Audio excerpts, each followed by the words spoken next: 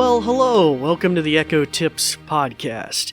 Today's episode, we're going to be dealing with hardware again. So a few episodes back, we looked at the newer Echo Show line of devices, that is Echoes with screens, that have been released this past spring of 2021. We're going to look at the most recent line of other Echoes that don't have screens, such as the Echo Dot and just the principal Echo, and look at some of the subtle changes in the form factor and possibly how that might affect features as well. But before we get into that in any sort of detail, we're going to go to a brief message about our podcast, and then we'll be... This episode is brought to you by the New Vision program at Goodwill. We're also grateful for the kind use of WVTF Studios. New Vision is a program of Goodwill that provides information services and assistive technology training to individuals with visual impairments living in Southwest Virginia. Goodwill Industries of the Valleys is a nonprofit organization serving the New River, Roanoke, and Shenandoah Valleys of Virginia. Goodwill's mission services help individuals with disabilities and disadvantages to get back to work and gain greater independence. These shows are provided for educational purposes. This podcast may not be retransmitted, sold, or reproduced without written permission from New Vision. Well, hello, and welcome back to the Echo Tips podcast. As I mentioned earlier, we're going to be talking about hardware today. And in particular, we're going to be talking about some of the Echoes that don't have screens, since in a previous episode we talked about the Echo Show line. But for our new listeners, I'd like to welcome you. My name is David Ward. I'm an assistive technology instructor with the New Vision program at Goodwill. At the tail end of the episode, I'll mention some ways you can reach out to me on Facebook or Twitter or our website, and maybe you have future ideas for episodes or topics, things like that. For our returning listeners, we'd like to welcome you back as well. Because of both of you, we're about to break 70,000 listens to our podcast, or some 140, 150 plus, somewhere in that range, podcasts. So we really appreciate your support and your listenership. And like I said, I'll mention at the tail end of the episode some ways in which you can reach out to us. Okay, so let's dive right into this hardware. So as I mentioned, today we're not going to really have any demos or anything, but we're going to be discussing some of the hardware on the website. And I'm discussing this around July of 2021. So some of the newer hardware we addressed in an earlier episode, I think it was around episode 145, 146, of the Echo Show line of devices. So that is the devices with screens, the 5-inch, the 8-inch, the 10-inch, one of the 10 inches that even has a motorized base that can spin it around. So if you're more interested in that line of devices, or after hearing what I say today, you'd like to learn more about that, you might want to go back and check that episode, and that give you a better idea for the feature set and things like that. Okay, so let's look at some of these Echoes in particular that have been around since time immemorial, and that is the traditional Echo, along with the Echo Dot. So in the early iterations, just to go back to yesteryear, there was the original Echo, which was like a Pringle can-sized device, a cylinder. Had a beautiful sound, but it was kind of pricey in the early days. I think it was around $180, $179, something like that. It came down in time. Had this kind of nice metal feel, kind of finish to it, and came in white and black.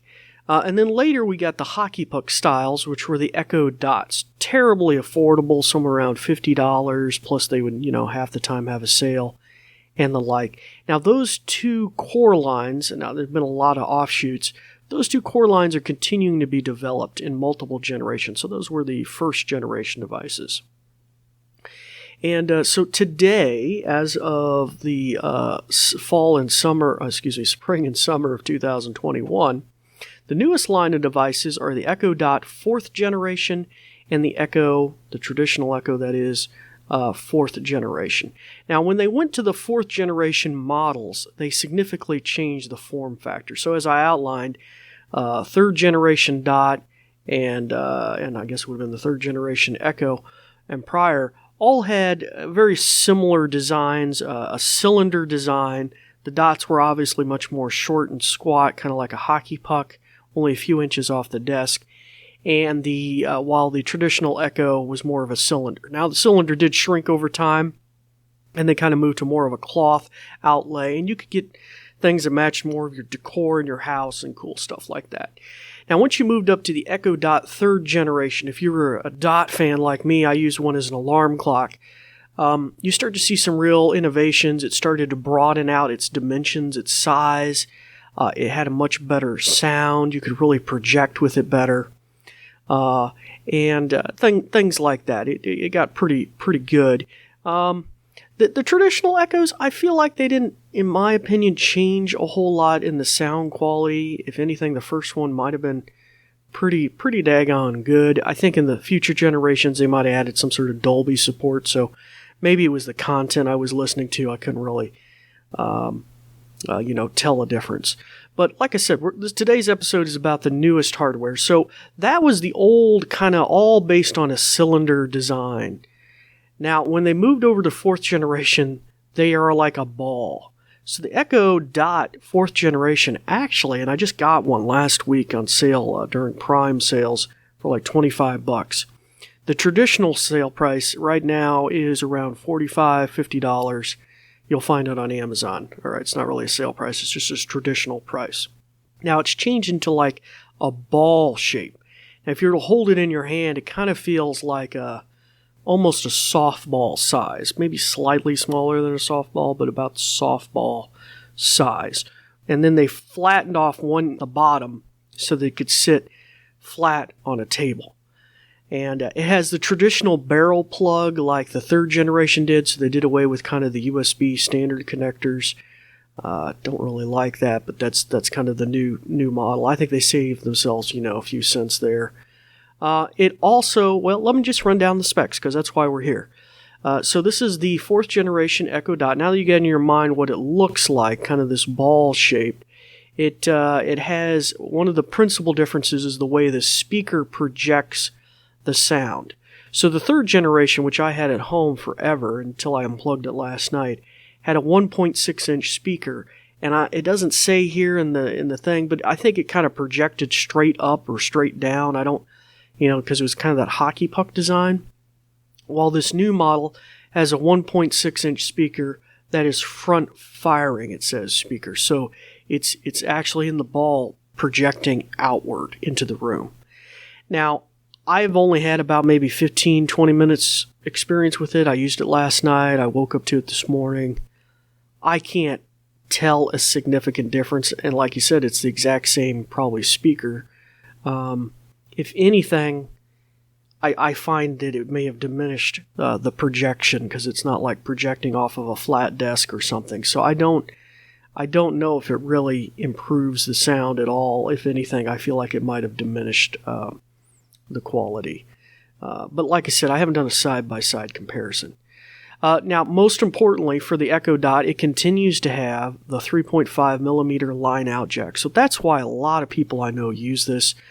In nursing homes, I've known people that plug in headphones. I also know people that plug it into their stereos. They already got a hi-fi stereo system. They don't really need this little dinky speaker projecting out to them. They just want it to pipe, Pandora or something into a professional grade stereo system. And I might have one time even had mine going into my Bose. I can't remember, but it's got a 3.5 millimeter out jack. Now, I looked into this, and we'll probably discuss this in a future episode. I do know that the 4th generation, though, we won't discuss it. I'll cover this now. Does support Wi-Fi 2.4 gigahertz and 5 gigahertz.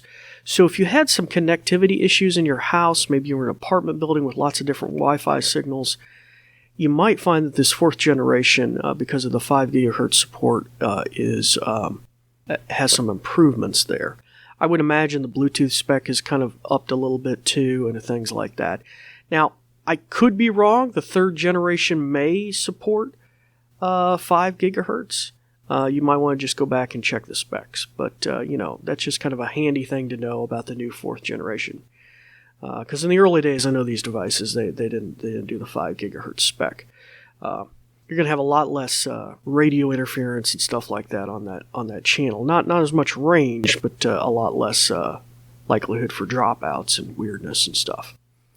This was the part I was going to tell you that is well, it's actually not different. I think it started with the 3rd generation, according to my notes here. But this Echo Dot and the Echo, which we're going to talk about in a second, also support what's called Amazon Sidewalk, which is a low radio frequency, low bandwidth networking technology that they're pushing that could potentially be utilized by certain types of sensors on your property, maybe security cameras and things like that. Now, I don't think it can actually push video content or anything like that. It doesn't have the bandwidth for that. But really a great example would be like putting a sensor in your mailbox to tell you when the mailman's dropped off something or picked something up. A real low bandwidth, send a notification to your Echo and your Echo chimes, hey, your mail has arrived, that kind of thing. Now, the beauty of this is it does transmit a great distance. I think it's in the 900 megahertz range. It can go quite a ways. But there has been some controversy surrounding the implementation and the way this kind of works. But this Echo Dot does support Sidewalk, and I believe even back to the 3rd generation and forward, it supports Sidewalk. Okay, so let's move over to the traditional Echo. Now, that was the Pringle can size one that slowly kind of shrunk as a cylinder over the years, up into the 3rd generation. The 4th generation follows the same ball format that I outlined for the Dot. It's just a bigger ball. So I haven't actually seen one of these yet, so I don't know if it's probably not a beach ball. It's probably not a basketball. I don't know how big the ball is, but it's a ball. And traditional pricing is $99.99. Let's just ballpark it at $100 unless you find it on sale. Now, it does have a 3-inch woofer, so you can get some bass there. And it has dual front firing 0.8-inch tweeters. Okay, so you can get some interesting sound, I bet, out of that one. So very interesting. I don't know how it sounds in the mid-range, but it gives you a little bit of an idea. Now, this is very interesting because I don't know if any of these Echoes had this before, but it says it also has a 3.5 millimeter line in/out jack. So I'm thinking that means that it's flexible in some contexts, that it can be either used to pipe audio in or pipe audio out, depending on how you want to utilize it. So that, historically, I haven't looked at the previous generation, but historically, in the 1st and 2nd generations, you didn't have that. You didn't have any kind of line in or line out capability. So that's kind of cool. It also says here that this model, unlike the Dot, supports Dolby Audio. I think I kind of alliterated that going back a ways, so they continue to maintain that support.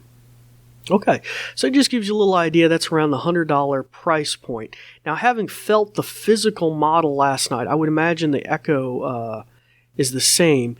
It has some buttons on the top. The whole exterior of the ball is mostly cloth. There is some components of hard plastic where the interfaces are for like plugging the power in and stuff like that. But on the top, oddly enough, you have these buttons that kind of protrude out of the cloth, and those are your 4 traditional buttons that you would find on all the Echoes, which are your volume up, volume down, your mute button that mutes or shuts off her ears, and then the action button.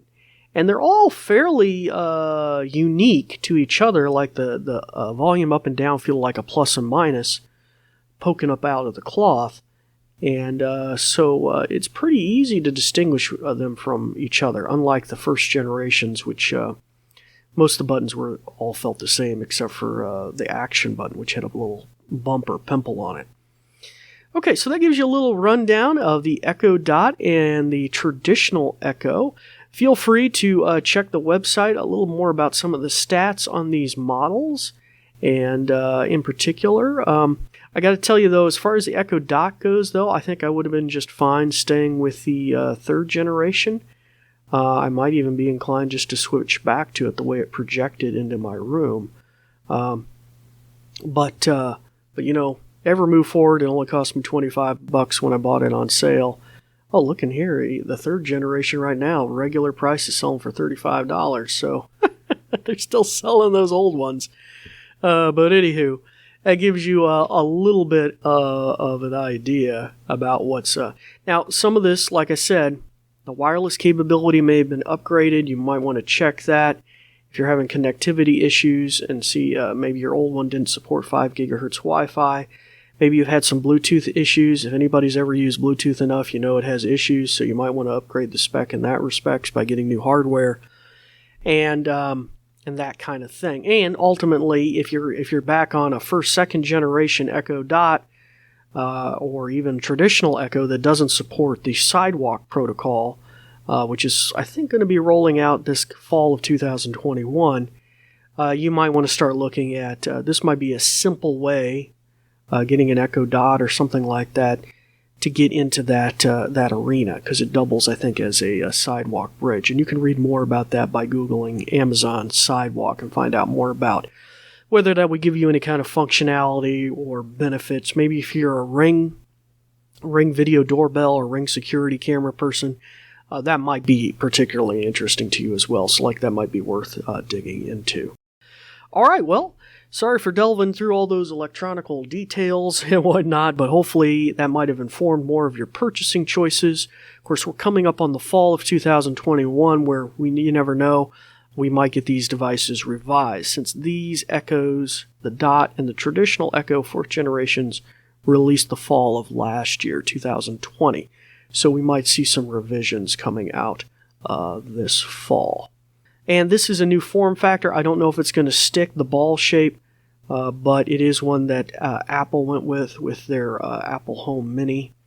And so I don't know, it might be here to stay, or people might just not be happy with it and move on to another, or back to a former form factor. So, all right, well, that'll bring this episode to a close. As I mentioned earlier, if you'd like to reach out to me and find out more about what I'm doing at Goodwill in the New Vision program, you can go to our website, goodwillvalleys.com/newvision. That's all lowercase, no spaces. If you'd like to look us up on Facebook or Twitter and reach out to us, you can do that at Goodwill Industries of the Valleys.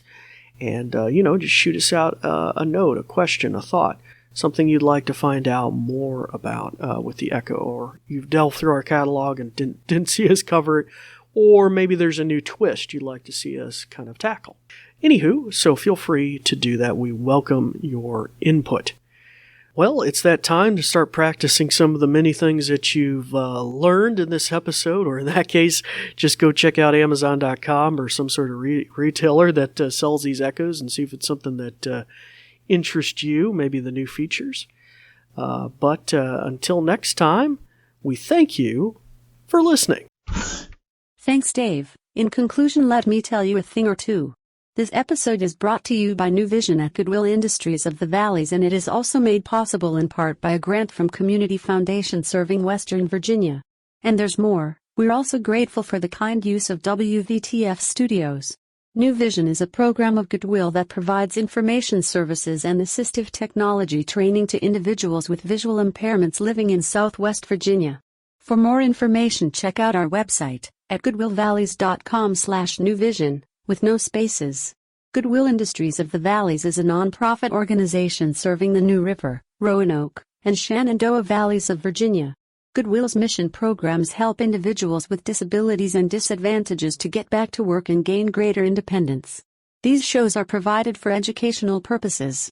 This podcast may not be retransmitted, sold, or reproduced without written permission from New Vision. Thanks for listening.